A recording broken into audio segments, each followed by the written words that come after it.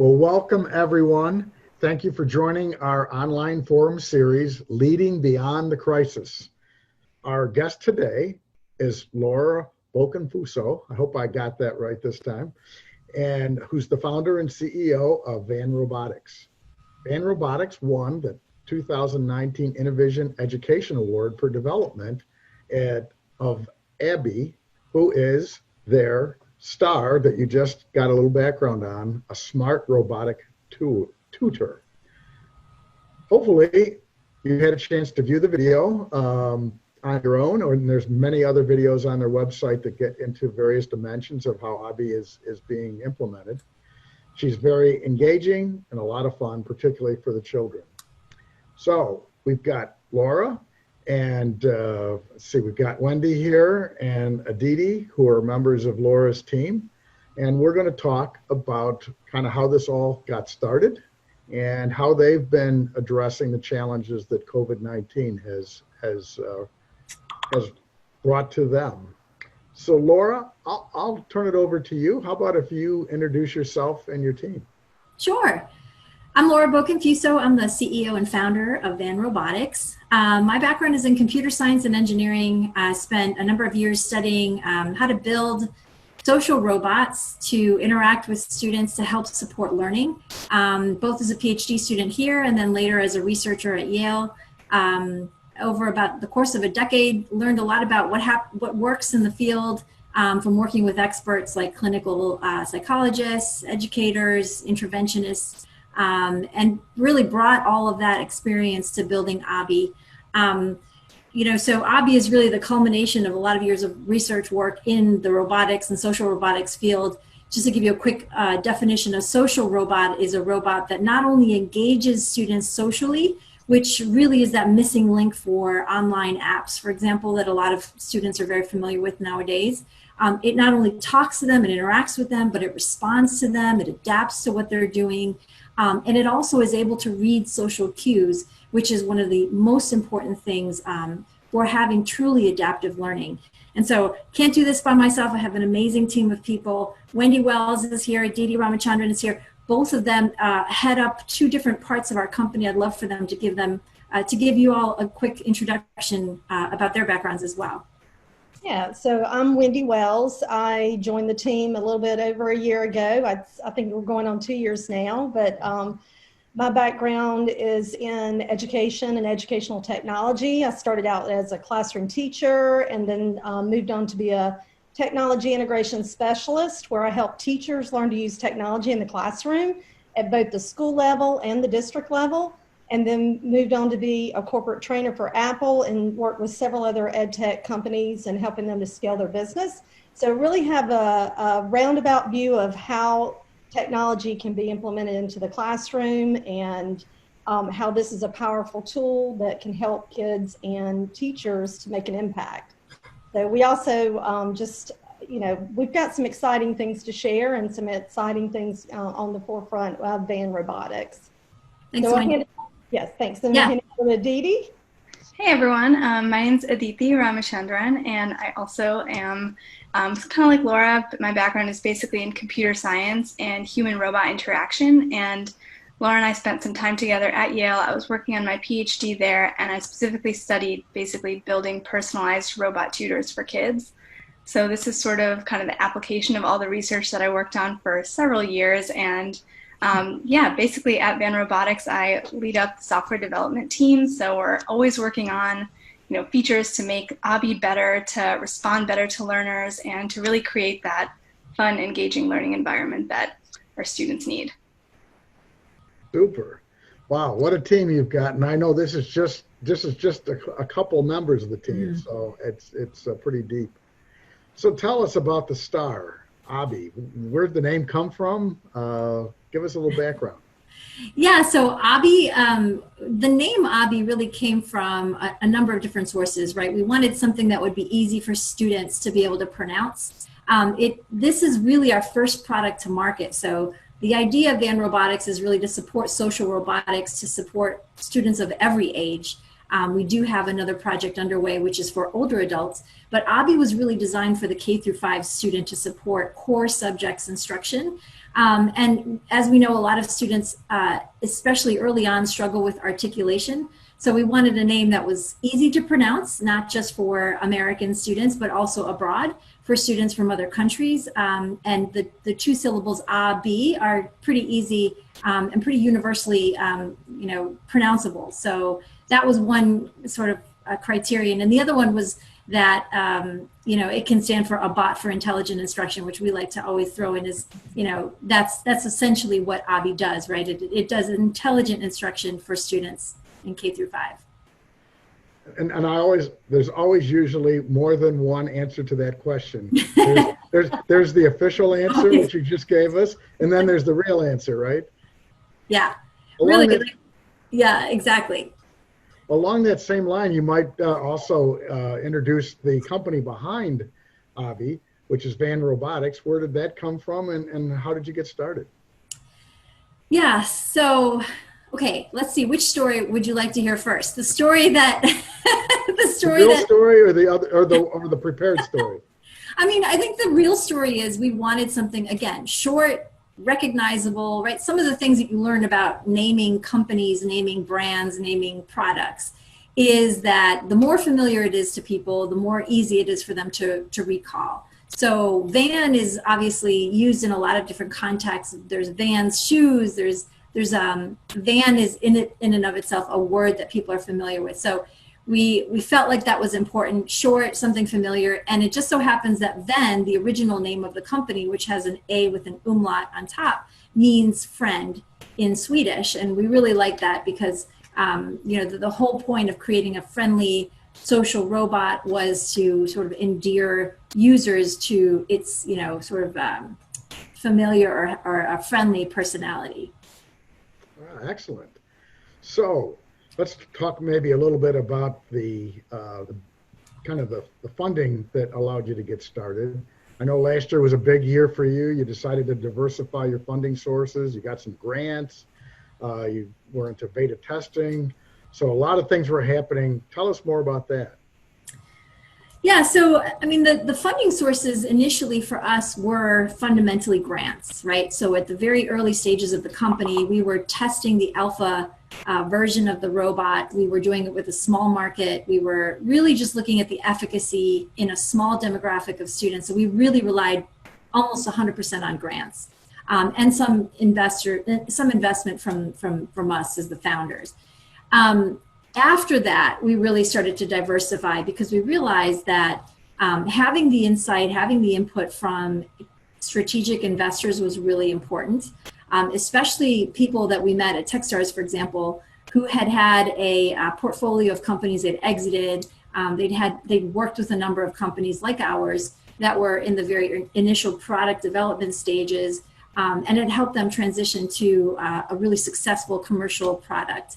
And so we decided at that point that it was really time to not only take investment from these grants that we got, we were able to land a very large NIH STTR Fast Track Award, which was about $1.2 million for Van. But then we also opened up an investment round, a seed round, last year in 2019, and closed it in late spring of last year, which also provided some private investment. So I think that for us, that was a really, that was an important step because, as you know, private investment can be difficult to come by. And, sometimes, right, there are drawbacks to that because you have to give up more of the company, especially early on. You're sort of in that position where you have to give up a lot more than you do perhaps later down the road. Sure. Well, that's huge. And so with all that behind you, as you were getting towards the end of last year, I assume at that point you had the freedom now to start looking at product development and so forth. What at that time did you think 2020 was going to look like, and did that shift your plans? Well, we'll get into that in a minute. Yeah, I think, and Didi, I'd love to hear your input on this too, because from a software angle, right, we were preparing ourselves to really only meet the needs of the school market. We had in the back of our minds, eventually we would venture out into the direct-to-consumer market. And in 2019, really all of our product development was focused on this idea that we were going to launch into schools. And from a sales perspective, from a go-to-market strategy perspective, we were gearing up for trade shows and conferences, and we were basically establishing our entire operational structure on the fact that we were going to be selling mainly to schools through these specific avenues. So, come early 2020, we were fortunate in that we had kind of strategically built things in a way that would allow us to venture out beyond that. Aditi, if you want to speak a little bit to the fact that we did a major pivot, come 2020, that would be great. Sure, yeah. So we basically, as Laura just said, we were really focused on kind of deploying robots in a lot of public schools in South Carolina in particular. And so we were kind of gearing up for how robots will be used in the classroom. That being said, our software, like we've been building lessons and a lot of engaging content for young students. So I think it was a natural fit to kind of pivot quickly to be able to sell to home users so that, of course, as everyone is stuck at home during COVID, people would have, the robot tutor there as kind of this additional source of social interaction, an ability to, catch up on content that you might not be getting since you're not going to school. And so, yeah, it was a bit of a challenge, I think, but our team was kind of excited for the opportunity to be able to, really help out in a time like this. So got to work, did as much, quick software development as we could. And I think it turned out well. And so now we are able to offer kind of two slightly different versions of our robot tutor, one for the home and then one for the school. Yeah, and I have to say, she's being modest, right? I mean, she led the software team in a lot of respects that were like, throw the gauntlet down, like, let's do this. They really took it, they owned it, they took ownership of it. And I'm really in awe of how quickly and how agile the team was and able to being able to really change the perspective of, okay, a home user is much different than a professional school user and the settings are different. So, and Wendy, did you want to talk a little bit about our plan for trade shows and conferences that was blown to smithereens in 2020? Water, yeah, so absolutely. That was, my background, I said, was in educational technology. So we had mapped out a year's worth of sales and the trade shows and the conventions, and all of that was just turned upside down. Everything was canceled. We had some great lineups. Out South by Southwest was one of those, and so we just basically had to pivot and start working on the sales market for home sales and talking to schools independently. We were working all over the United States as far as getting into some of the school districts, and that was a big pivot for us. So those trade shows, we had to pivot. A lot of them are going to virtual models, and we're still evaluating what that's going to look like, especially with the COVID and the things opening up and then closing down. So yeah, that just, woo. And the ladies I work with are phenomenal. I mean, Aditi, we just say, can you do this? And it's like magic. I don't even know what they do. It's just like magic. Yeah, so it's been amazing to see the change in our software and how quickly it's adapted. You guys. Yeah, and just jumping off what Wendy said, I want to also say, the pivot from trade shows to conferences to more directed sort of, one-to-one virtual demos, we decided that there were two things that we needed to do. One is we needed to deepen our footprint with existing customers, right? Being able to sort of scale sales for existing customers who are already familiar with who we are, what the product is, what it can do for their students. Those were easier, and people had more time to talk to us, right, than trying to establish new relationships with new business partners. We decided that strategically we would be better off deepening the footprint with our existing customer base. And then secondly, we decided also that there were probably other companies in the same boat as we were who had another, a network of schools that they had already been working with, and that we could provide additional value add by offering the robot at a reduced cost to them to resell to their customers. And so we now have, I think, 6 reselling partners, 4 of which are abroad in other countries, and 2 major ones are here with some affiliates sprinkled in, but those 6 major resellers are now really sort of taking off in terms of the product sales and sort of the the supply chain for us. So that major switch was also pretty dramatic. So this has been quite a roller coaster ride, right? You had Yeah. you had raised a lot of money back last year. You had all these plans. You were ready to go, and all of a sudden, this ugly thing called COVID smacked you right in the face. But you guys pivoted, as you pointed out, and so forth. So what did you do? I mean, you still had connections, and we're talking to your primary, or at least your original market, right? The school districts and teachers. What were they telling you through this whole period?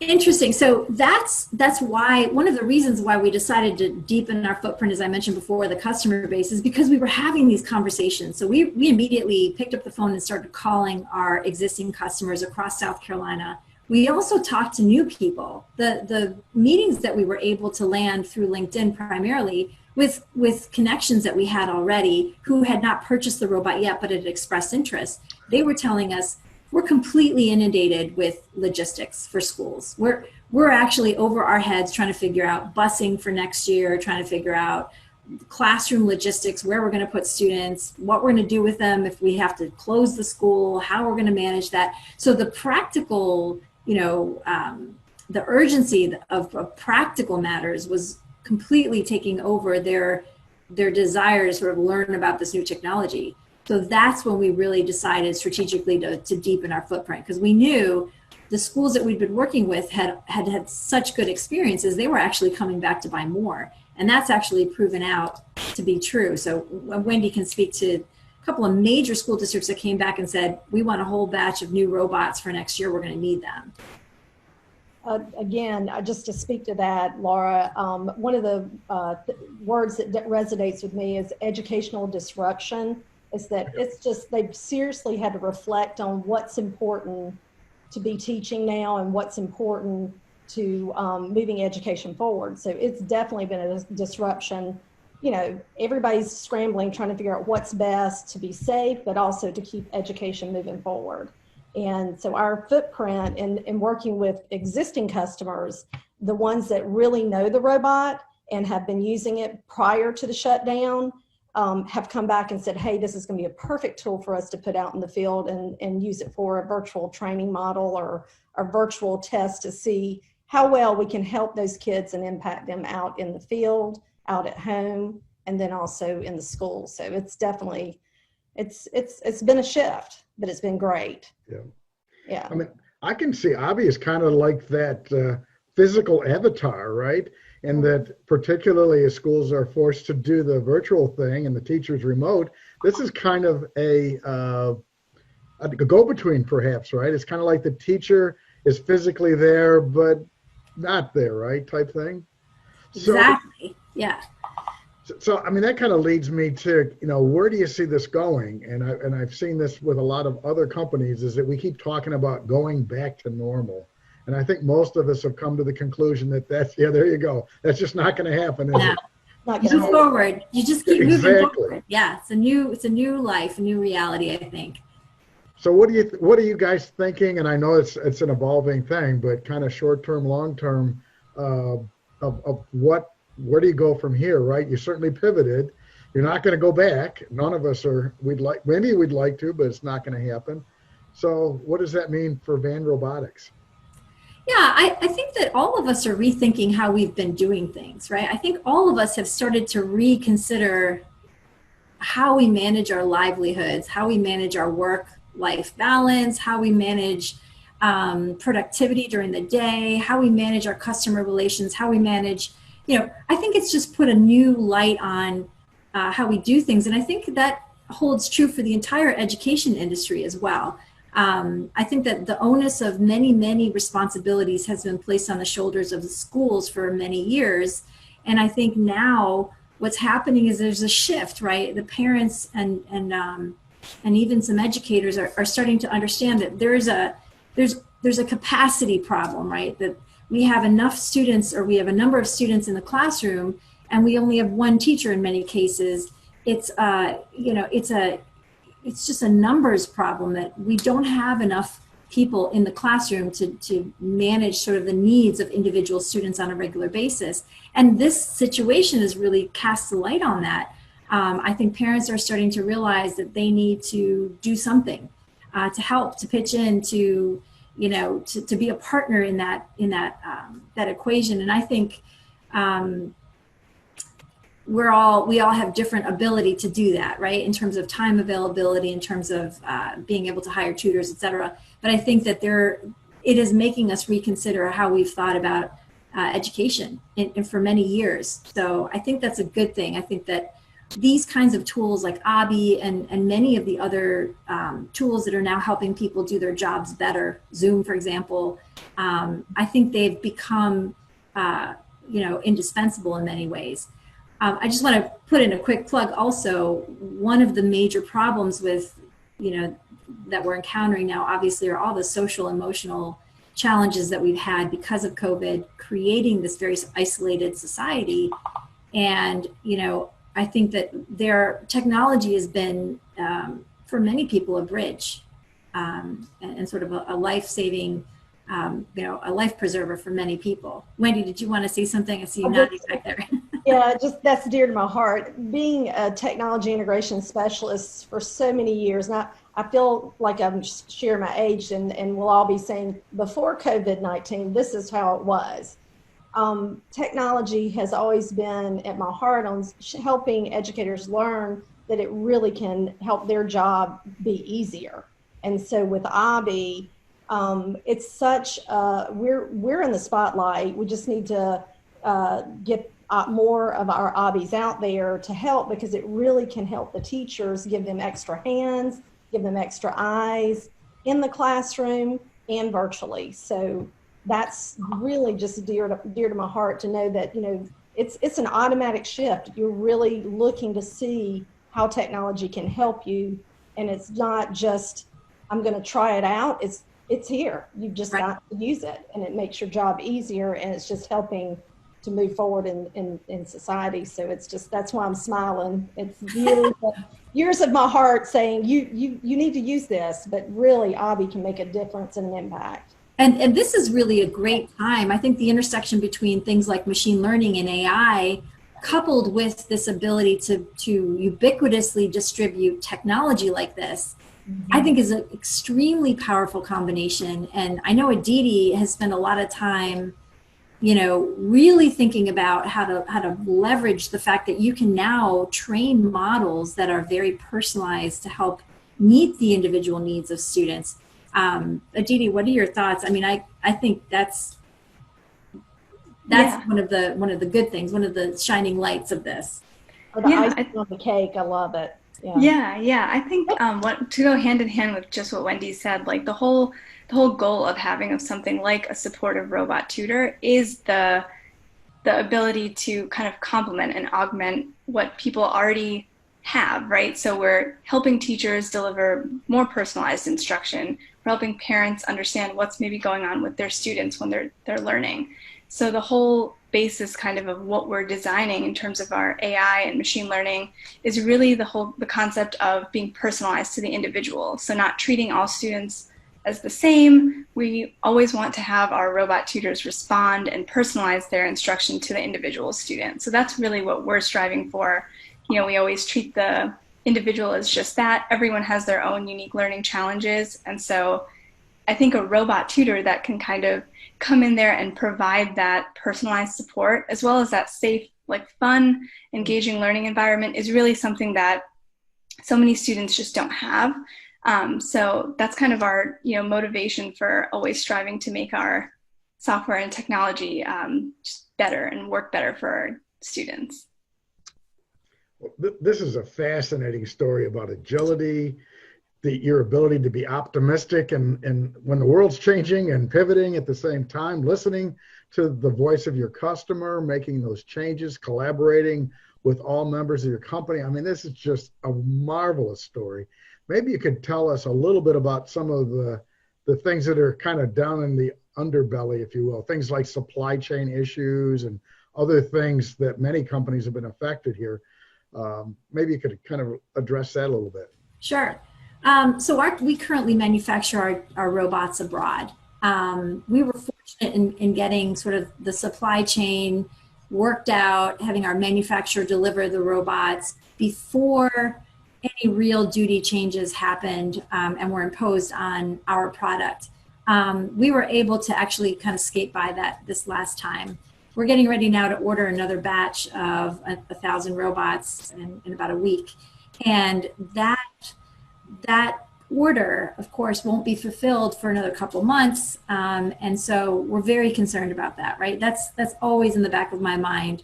We have been taking active strides to move manufacturing to the US, trying to find the strategic partner who is willing to work with a small startup that is scaling quickly and has great potential to sort of have large orders fulfilled very frequently.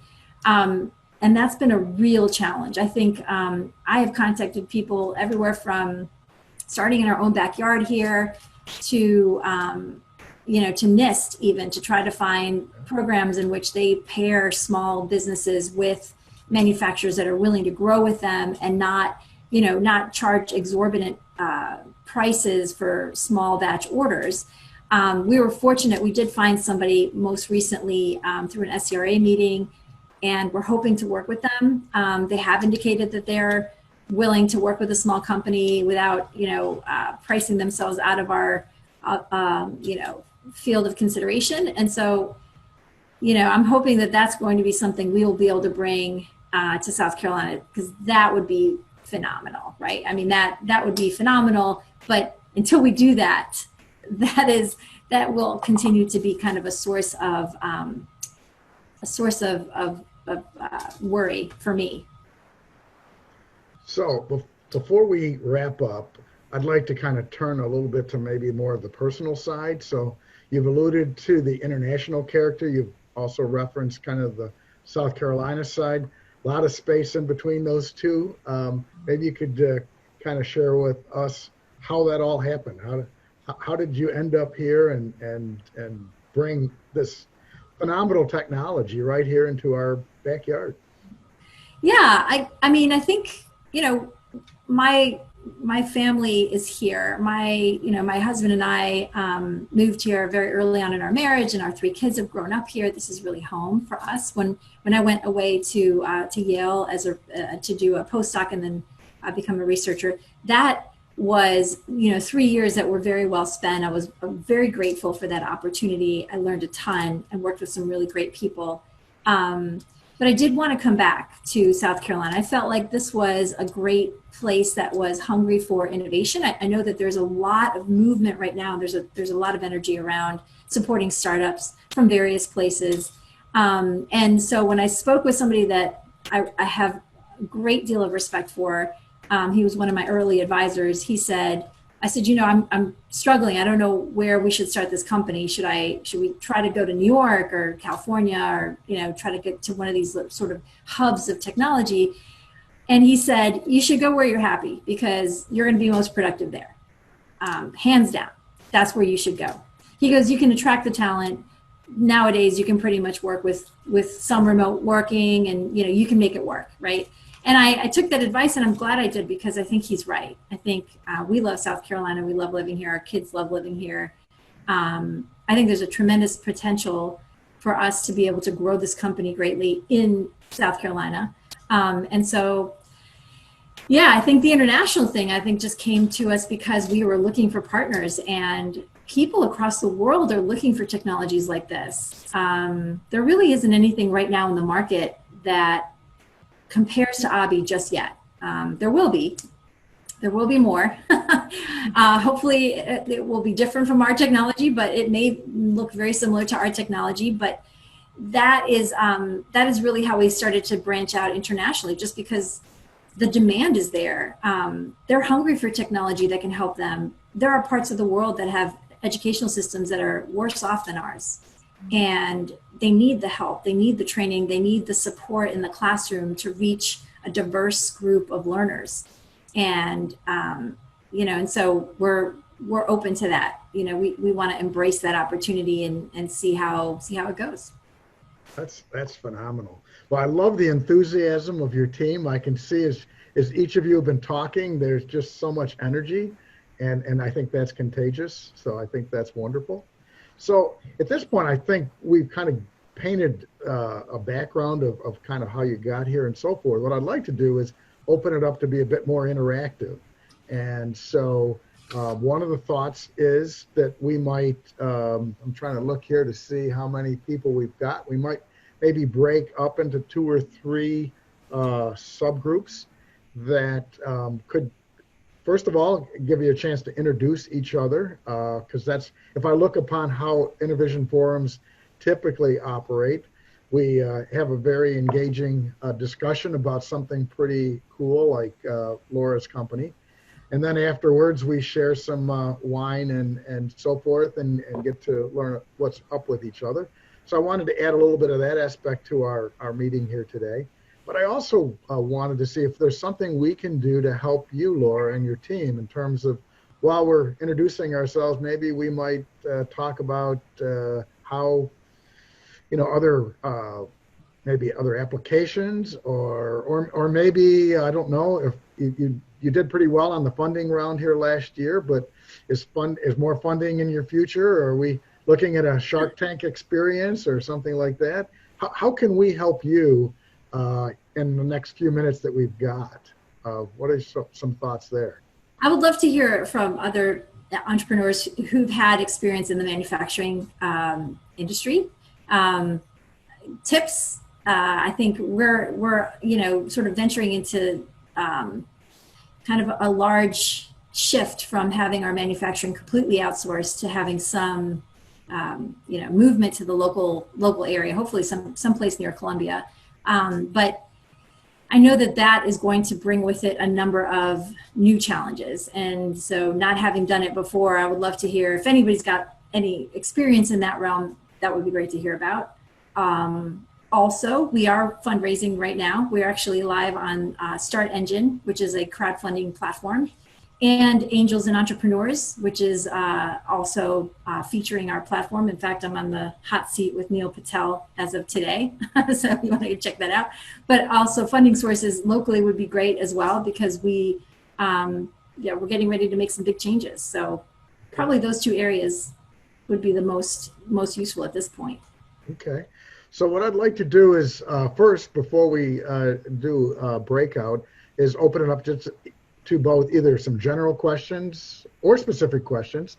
You can see the team is anxious to field questions in either of those areas. And since I notice a number of you did not put on your Zoom shirt today and have elected to go cameraless, why don't we use the raising your hand feature for those of you who are not familiar with that. And unfortunately, it's going to depend upon which Zoom client that you're using. But either under the More button or at the bottom of the participants, there should be a place where you can click on Raise Your Hand. In fact, maybe what I might do before we get started is to see if everybody could raise their hand, just so you could kind of show off a little bit that you're Zoomites. Hunter's already quick to the punch. All right, I love it. The screen's lighting up. I'll give the rest of you a moment to find where your hand raising is. So if you could all leave your hands up, at least for the moment, and then I'll tell you to bring them down.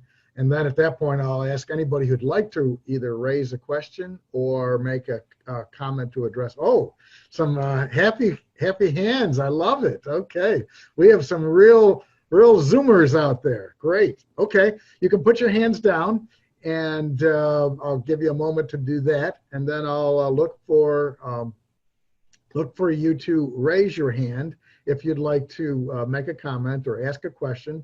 And the other thing I'll ask you to do, which we all will forget, so I'll have to probably remind you, is to unmute yourself before you talk. And another shortcut, if you're not a super Zoomer, is you can generally, I say generally since it works most of the time, is you can push on the space bar, and that will also unmute your microphone, or at least it's supposed to unmute your microphone. So I see a couple of hands up. Blaine, if you want to perhaps ask our first question or first comment? Hello, this is Blaine. I wondered, Laura, about if you were to manufacture in South Carolina, what would you want to make? Would you want to make the outside of the robot or the inside? I mean, what is the most important? It's a great question.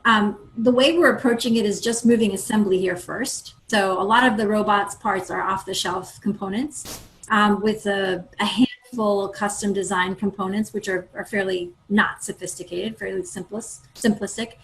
So we're just looking at doing assembly, inspection, and testing in South Carolina first. That's our first priority. And then once we've established that that pipeline is functional and is efficient, then we would start to actually look at maybe manufacturing some of those components here. Okay, thanks. Yeah, thank you. Thank you for your question, Blaine. Other questions or comments out there? Like I say, just click on the raise hand icon and we'll give you a chance to indicate your question. Michael, there's a few in the chat log. Oh, okay, great. All right, thank you, Joe. In fact, Joe, since you're a master at this, see what happens when you volunteer? I just showed up. I was wondering if you would mind actually being my chat person and actually queue up the questions. Would that be asking too much? That's not a problem. Well, first of all, I know you're a pro at this. That's why I asked you to do it. A couple of years of trying to teach classes online. Yeah, that's right. So there's one from Karen. I think I've got her first name pronounced right, about using ABI with high school students. Is there an opportunity there? That's a great question. We talk about that often because we've talked about middle school robots and then high school robots. One thing that we always think about is the social appropriateness of the robot. I don't know how many of you have had high school students. I've had 3. I'm still here to tell the tale. But high school students are very different than elementary school students in terms of the vernacular they use, how they interact with each other. So a social robot, it would need to be a different variation of what we currently have. So the K-5 robot is really, it says awesome sauce, right? It says like, let's do a fist bump. It has lots of sort of features and social mannerisms that are appropriate for the K-5 students. So a high school robot would really need to be a little bit snarkier, maybe sarcastic is a good way to describe it. But we just use different language. We just interact with them in a different way. And I know, Aditi, I'll let you kind of take this one because we work with a woman who actually is the voice of ABI.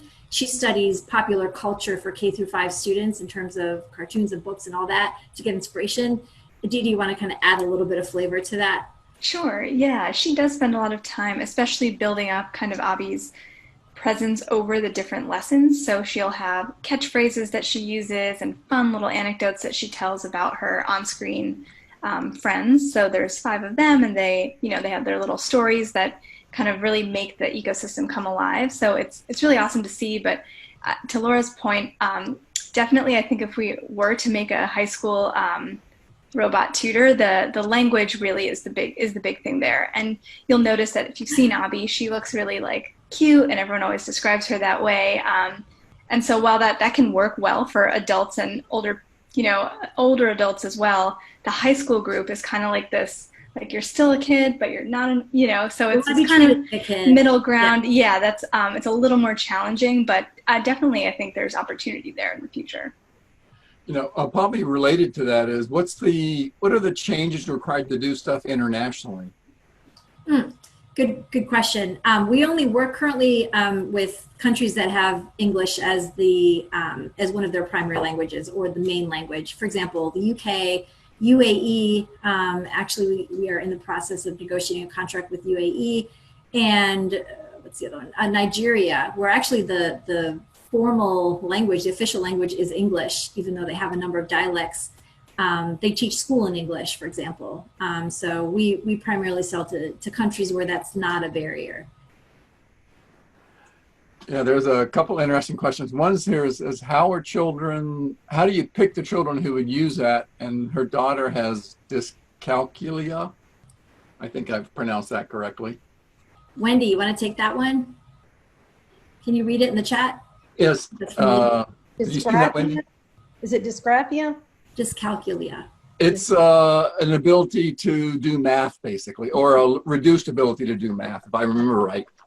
Yeah, actually, it's my daughter, and she's in high school, and so she was diagnosed probably about second grade, and so we've had an IEP and accommodations. She's a senior in high school right now, and if you need a guinea pig, I'm glad to volunteer. She would love an anime version of Abby. I think that would be the primo kind of version for that age group. Yeah. Absolutely, Lee. That's one of the things that we talk to the school districts about is Abby's perfect to accommodate IEPs, 504s, response to intervention, because she generates a report that shows how well they are doing on performance and attention. And it really can use that as accommodation to show how well they're working in the math concepts or in the reading concepts.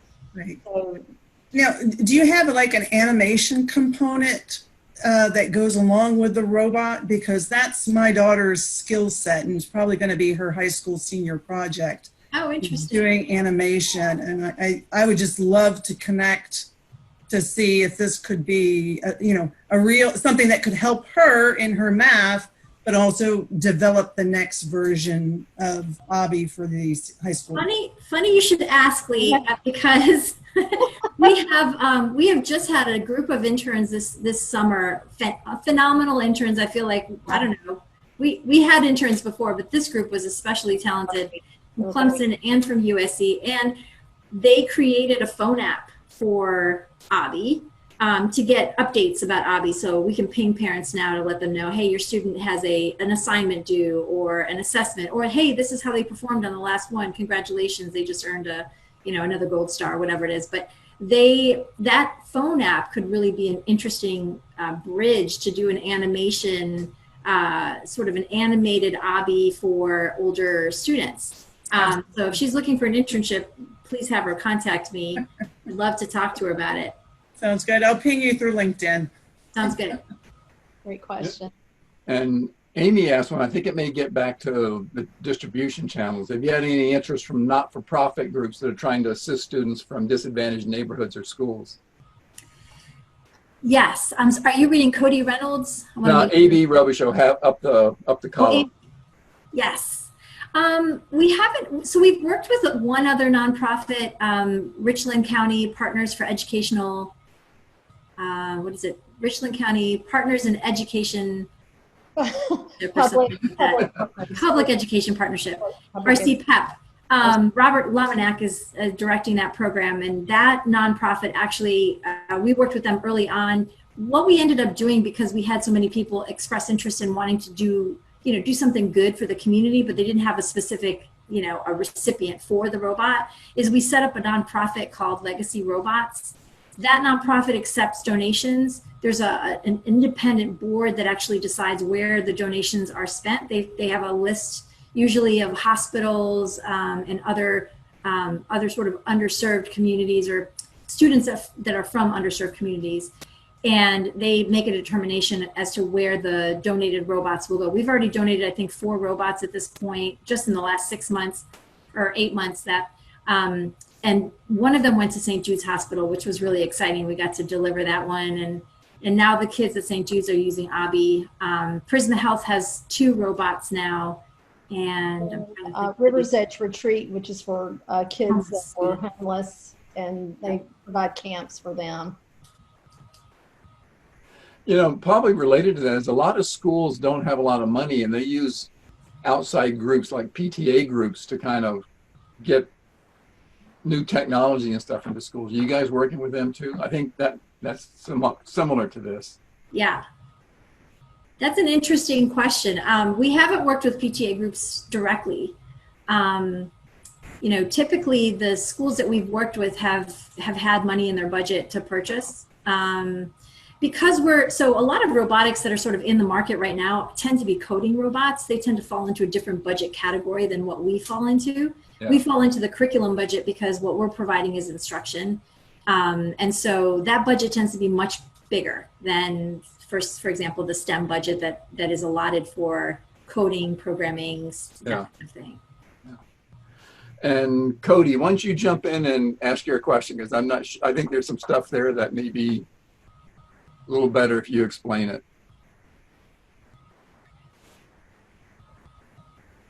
Sure, and everyone please pardon my collar, I'm at least properly representing here. So the question I have is, I work for Prisma Health, and we have a great not-for-profit group called MEDEX, which gives exposure to typically underprivileged, although they're really expanding now, students of all ages from, I think they're starting at 5th or 6th grade on through college age. They're giving them exposure and experience both, which are different things, to students that may not necessarily consider careers in healthcare. So they're doing lots of development now about the curriculum that they're teaching, and especially during these COVID days, they have the challenge of figuring out how to make it more financially sustainable, but then also the opportunity of spreading this curriculum to other institutions or just abroad beyond South Carolina borders. And so the question is, if they develop this curriculum through Abby, is there some monetary compensation for it? Is everything there? Is there a marketplace? How does that work? Yeah, it's almost like you read our collective minds, because so we didn't really talk about the lesson creation tool. I'm so glad you brought up that question. We're really excited about this new software that we're unveiling, which is the lesson creation tool. We're just now selling it to schools. It basically, the genesis of it was we have a cadre of teachers that create all of our content, and they needed a simple way to create curriculum. So we created the lesson creation tool as a web app. It's super easy to use, no programming necessary. You can drag and drop, you can create your own graphics, you can pull in graphics, you can create your own audios, and then you watch it come to life on the robot, which is really cool. By the end of this year, we hope to actually unveil a teacher marketplace or a curriculum marketplace where people can sell their own custom design lessons on this marketplace for 99 cents a download, which means anyone who has an Abby robot can purchase your app, can purchase your curriculum for 99 cents a download, and be able to have that, basically add that to their their content on their robot. So that has opened up the door for a lot of things, right? We have a lot of schools are interested in socio-emotional lessons, things that have to do with, for example, how you're coping with COVID, health and wellness, mindfulness, all of these things that are really important that schools have started to integrate really closely with their curriculum. And this is a great way, it's a great tool to be able to sort of open up the ability for people to create content that is specific to their own needs and also expressive. So students can actually use it as a way to reinforce concepts. Students can create lessons to teach their peers about things that they've learned about a specific topic. So you can imagine for a later stage, elementary school student, 5th grade student, for example, creating a lesson about machine learning, a very basic lesson to teach their peers about how machine learning works, right? Which is not currently in the curriculum from my understanding. Now, I know Wendy is dying to jump in here, so I'm gonna yeah, it was just great that you even asked that question, because we've really had this in the works with the lesson creation tool. It just opens a whole new avenue of curriculum and content that can be placed on the robot. And with kids in the classroom, they can create projects, do like project-based learning and almost on any content. And then you have those teachers, or like you said, you said MEDEX was with a nonprofit that you work with. So, I mean, even taking that curriculum and being able to put it on the robot and adapting it and then sharing it across, across the United States or nationally, internationally, either one. That's just, it's wonderful. Yeah. So it's on the works right now with us. Well, great. Let us know if you need any early stage collaborators, because we'd like to get the word out about MEDEX, and maybe there can be. The answer is yes. Let's definitely. All right, I'll look you up. And there are 2 robots in Prisma Health that will be in the Children's Hospital working with children with, you know, the illness and helping them to stay connected to curriculum. So that might even be something that you could kind of, I don't know where you're located, but sure, check out that. Fonnie Lowe is kind of heading that up, if you know her. I do, yeah. In Children's Hospital, yeah. Perfect, thanks. Perfect. You're welcome.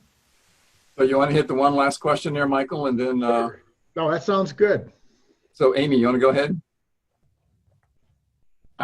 Yeah, I'm just enjoying this because frankly, you know, with 40, I don't know that we could have had this great interaction and connection, and this does kind of mirror what we used to do live. People would run across one side of the room to the other. So I'm glad to see the connections. And I was just going to ask whether there are other connections or other gaps within your network.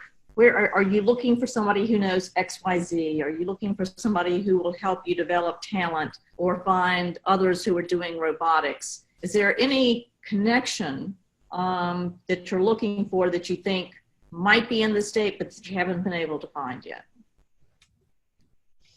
To be honest, I think we've had our talent so far has been sufficient for what we need, but we're looking down the road and not sure where we're going to find some new people that we're looking to bring on board.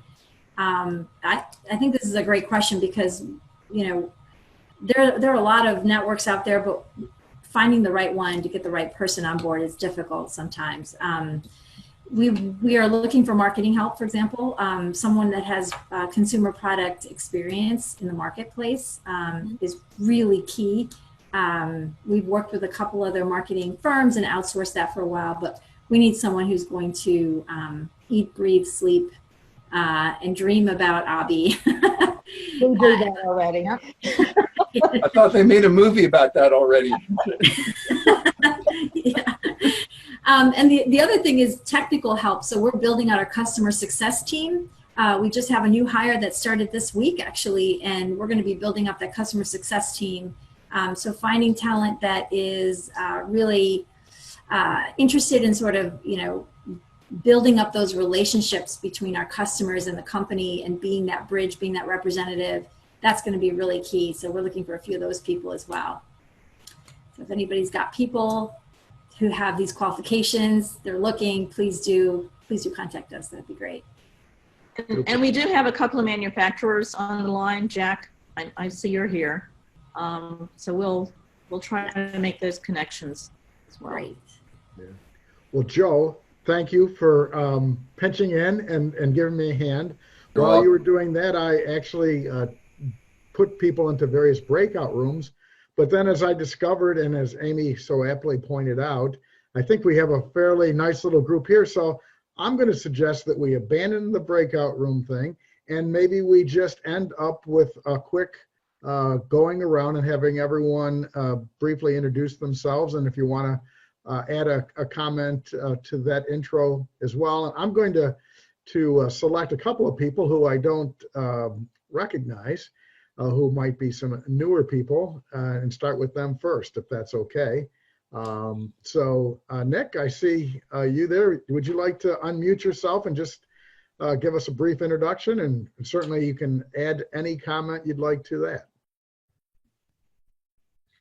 Yeah, sure. Thank you. I appreciate it. My name's Nick Bolton. I'm actually a faculty member at the University of South Carolina in biomedical engineering, and been affiliated with SC Bio. Saw this this meetup. Thought it would be really interesting to see what kind of work is being done in the robotics sector around the state, and thought I'd join, meet you guys. Listening and enjoying the conversation that's going on, taking place here, and just maybe bouncing off of the thoughts about talent and things like that that can be found in the state. Our program in biomedical engineering here at USC is always looking for additional projects to take on for like senior design, capstone projects. So, you know, if there's any type of, and these kind of projects basically take like a sponsorship and things like that. So if, you know, Van Robotics or someone was interested in sponsoring a project, having students kind of dabble in, maybe exploring some ideas that you guys are, you know, looking at, it'd be a great opportunity to get some of those talented individuals, maybe right here in Columbia, into your workforce, either through, you know, collaborative projects like that, or networking, or even coming in for internships, co-ops, those kind of things. We're looking at expanding our students into those areas as much as possible. Okay, there's another great connection for you, Laura. Yep, I wrote it down. I saw that. On it. She's right on it. That's great. Yeah. I see Jack came online just to say hello. Joe, Jack, you want to say a few words? Yeah, I think I just unmuted. I'm Jack Peck. I'm the president of Fast Fetch Corporation and former professor of computer science at Clemson University. Retired and started another company. What Fast Fetch does is to do order fulfillment in distribution centers. And right now we're working with a company called I Am Robotics. That they are obviously in a different application domain. They're, you know, have robots that run around the distribution center trying to get things, orders filled very quickly. So I'm very interested in what you're doing. Obviously, it's in completely different from what I've been involved in, but very interested. Thank you. Super. And Lee, I should have started with ladies first, but would you like to introduce yourself? Unmute yourself first. There we go. My name is Dr. Lee Holcomb. I'm a neuroscientist by training. I started out in academia at Texas A&M, relocated into industry, was a medical science liaison for 10 years in global pharma, moved to South Carolina, family here, and I've been on faculty at Greenville Tech, at Anderson University, in Limestone College. And the last 2 years I spent as an executive recruiter, placing people in biotech and pharma and medical device companies. I've started a company called Career Catalyst Edge, which is career coaching for people in the life science workforce. And as of this week, I've started a new job as a medical information specialist with Med Communications. So I'll be supporting one of the global pharma companies in medical information. So the reason I'm interested in VAN is, as I said, I have a child with a math learning disability that most of the teachers had never even heard of. And so we are always looking for ways to help her, but also to educate parents and the school system about the fact that kids pretty early on get discouraged about math. And because of that, they don't go into sciences. And so when we look at our problems with our life science workforce, a lot of it comes down to like first and second grade. True. They say, you know, I mean, it's astonishing, the science now that shows that once they hit first grade, if they've already lost confidence in the subject, it's very difficult to re-engage. That's right. So I love what you're doing. Thanks. Thank you. So Hunter, we haven't heard from you, and I haven't actually run into you in a long time. Do you want to introduce yourself? You need to unmute yourself first. No. You may not be there. You might not be there. There we go. All right. All right. Well, we can move on. Karen, I know you're in a connected, challenged area, so I don't know if you're in a position to be able to say hello and introduce yourself. I'll have to do it very, very quickly because someone is drilling in the basement immediately under my feet. I'm Karen St. John. I'm a member of the InnoVision board and a former Clemson University faculty member, and then at the University of Alabama in Huntsville. And I've retired just recently. I know, Laura, I know your husband from a long time ago. And I'm just delighted to see the wonderful things that you're doing with your company. Super. Well, thank you, Karen. And Joe, thank you for giving me a hand today on the moment's notice. But you want to introduce yourself? Yeah, I'm Joe Gibson. I've got kind of an eclectic background. I spent 20 years in the chemical industry doing everything from working in the lab to running businesses internationally, and then got into a software startup. In the last few years, I've been teaching at Clemson and working with startups and stuff. And it's been, I remember hearing you talk a couple of years ago, Laura, when you were here in Greenville a couple of times, and it's really impressive to see the growth since then, you know, so. And it'll be interesting, you know, I'll contact you offline. I may be able to help you a little bit with some of the marketing stuff, at least from the strategy point of view, you know. Well, that'd be great. Super. That'd be great. Thanks. And so let's see. I think the remaining people, including Karen, are members of the InnoVision board. So I'll kind of go around and give you all an opportunity to introduce yourself. Blaine, do you want to start off? Blaine might have walked away. All right. Cody, you still there? Hey there. All right. So I'm the technology transfer manager for Prisma Health. I come from a material science and engineering background from Clemson, and started my own company in healthcare. And so I'm now on the InnoVision board because having been an entrepreneur, I really understand the value of having this kind of exposure and this camaraderie amongst fellow entrepreneurs. And Chris, good to see you again. I don't think I've seen you in quite a while. Chris is one of, I don't know if original, but darn close to an original board member. I've been on the board for quite a while, yes. Currently, I didn't mean to imply any age issues. Yeah, I know. Currently, I'm the IT director at the company down in Greenwood, South Carolina called Velux. It's a Danish company. Started in sales, worked through customer development, and now I'm in IT for the last 15 years. I do have a little bit of a thought for Laura and Wendy. At Velux, because of the COVID spin and the pivot, we went from a company in HR and 2 presidents that said absolutely nobody can work at home hardly, to we've now are going to start offering an alternate work arrangement to allow any employee that qualifies to work at home for up to 3 days a week. So we've done a 180-degree pivot, and I was listening to the conversation today about the robot. I started thinking about all of our employees that are going to be at home with young children now, and I started thinking about, well, they're going to need a way to entertain those children quite often. The good news is we've seen productivity go up as people have been home, which was a surprise. But productivity went way up. Absenteeism in the period from March through June, absenteeism went down 50%. And we know that was probably because parents used to stay home with children. Now the children get sick, they're already sitting in the room next to them. So anyway, all that said, I was wondering if there would be an opportunity for Van Robotics to work with companies like Velux to say, why don't we offer a robot to our employees, and maybe Velux pays half and the employee pays half. It'll be a super program for us to offer as a benefit to the employees.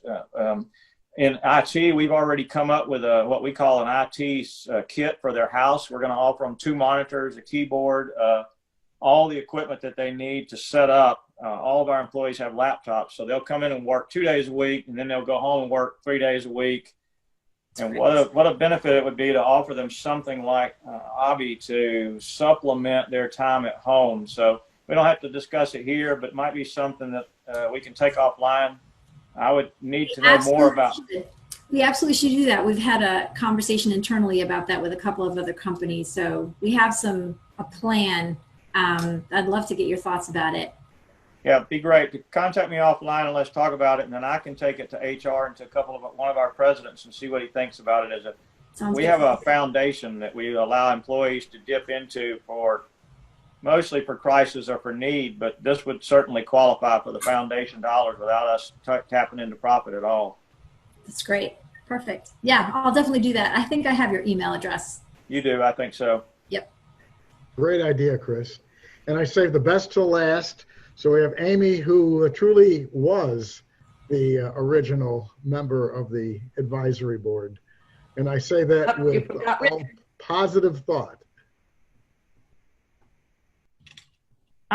Well, let me double back because you forgot Richard Nelson. Oh my gosh, you're right. Richard, sorry about that. I don't know how in the world I could have missed you, but yes, please do introduce yourself. Yeah, because I'm top and center on my screen. So there you go. That's what it was. Well, I just recognize you in that chat box. Retired. But, well, I've been retired a while, and not as long as Jack though. But we go a long way back to Clemson University. I've worked mostly in IT and at Clemson, at Furman, and most recently at the Citadel. So that was my time of exile in Charleston. I've always been interested in this kind of technology. The main question I'd have is, where can I buy one, you know? We have a link for you. I'll be There you go. Actually, you know what? I'll just put it in the chat in case anyone would like to see it. It's pretty easy to remember, smartrobottutor.com. Yeah. Read all about it, watch all the videos. There's a lot of content on there, so you can kind of by the way, that link's not working. That link is not working. I tried during the presentation. It keeps blinking on me and throwing me out. Smart Robot Tutor? Yeah, look and see. Maybe it's, I tried it on Google and on Edge, and I couldn't get it to work in either one. So maybe it's just me, but I thought yeah, you're on a mobile phone. Are you all having trouble with that? Anyway. We can get to it. Sorry about that. I'll check on that, Chris. Yeah, maybe just me, but. Okay, well, we have Hunter. It looks like he had some tech challenges, but he was resourceful, so he popped in via his cell phone. So, Hunter, you want to introduce yourself? Oh, you need to unmute first. All right, can you hear me now? We can. My name is Hunter Freeman. And this is not a Verizon commercial. So, yeah, I'm an intellectual property attorney with Burr Foreman, and so I've been kind of affiliated loosely with InnoVision for a number of years back when we were McNair Law Firm, and I'm currently sitting on the board, and it was a fascinating presentation, so I appreciate the opportunity to learn a little bit more about Van Robotics, and so thank you very much. Thanks so much for being part of this. This is great. Yeah. So Amy, did I forget someone else? No, I think that's it. Okay. So I'll just. Why don't you wrap us up with, I will say. A little intro. Did you want to introduce yourself? Say again. No, I was going to say. Yes, I'm Amy Robichaux. I have also I live in the country where connectivity is iffy, and the important thing is I've been with InnoVision since 1999 in some capacity, either observing or chairing or being on the advisory board. It's a great organization. I really enjoyed this. I was concerned that perhaps that energy and spark that we experienced live wouldn't happen. And this was a great discussion, and more importantly, the great connections. That's what InnoVision's always been about, and so I'm very glad to see that happening. Thank you. Thank you. Yeah, thank you all for having us. hosting. This has been tremendous. Thank you, Amy. Thank you, Michael. Thank you, all of you, for being here and spending the time. It's very much appreciated. Well, we will have another one. Thank you. And we will have another coming up. Michael's at September 24th with Sure, Humanic. I thought I'd do a little wrap-up advertisement here, but I do want to thank certainly Laura and Wendy and Aditi. Great job. I love the enthusiasm, and I obviously want to thank, as both Laura and Amy have, the rest of you for joining us today. So you're the ones that have made this a interactive and fun session. And so now I will kind of wrap everything up with a little commercial from your InnoVision group, and thank you all. Hope you will join us at the next InnoVision Forum featuring Huminic, another 2019 InnoVision Award finalist that has quickly and successfully pivoted as the result of this pandemic. So mark your calendars for September 24th and join us for another installment of the InnoVision Forum program. And if you missed our previous forum with Contact last month, you can view the recording, and we'll put that link in the chat room for you. So those of you who are new to the InnoVision community, our focus is on identifying, highlighting, and promoting innovation, innovators, and entrepreneurs in South Carolina. And in addition to the forum series, we honor companies and organizations throughout our annual awards program. And you can see videos of last year's finalists and winners. Again, we'll put that link in the chat room where you can learn more about that. So our awards ceremony will be coming up here in the fall. So stay tuned for more information there as well. But again, on behalf of the InnoVision team, thank you so much. And particularly thank you, Laura, for what a wonderful thing you're bringing across to education and doing it right here in our neighborhood. So how can it get better than that?